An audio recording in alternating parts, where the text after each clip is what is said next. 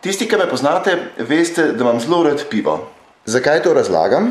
Ker me je danes doma počakal tale paket. Luna TBVA. Ok, poglejmo, kaj je tle noter. Pivo! Tole pivo je na mojem radarju že vse, odkar sem ga videl na Luninem Instagram accountu. In ja, gre za naključje.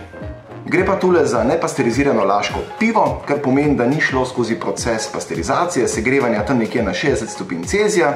Posledično ima zadeva samo 12 tednov življenjske dobe, se pravi v 12 tednih je treba to spiti. Da pa ne bo tole še en beden vlog, si poglejmo, kako v 10 do 15 minutah na hitro ohladiti pivo, ki je na sobni temperaturi.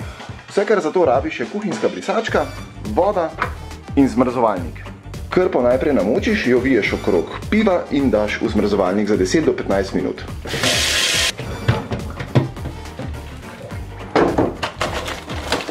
A few moments later. Hladno pivo.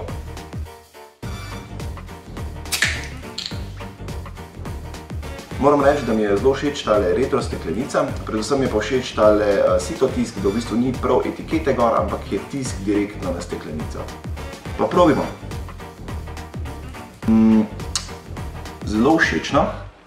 Predvsem mi je všeč, ker pač zadeva ni pasterizirana, od ostanejo kvasovke, ki dajo pivo bolj tak okus po kvasu, tako po kruhu, tak veliko bolj poln okus je kot pri čist navadnem, filtriranem, pasteriziranem lagerju. Tako da tale zadeva je tako za vsakodnevno pivo, saj za mene dosti boljša kot pa čist navaden lager. In hvala lepa Laškemu in pa hvala lepa Luni za tole super presenečenje, bomo s pridom uporabili in to je to. Hvala, čau!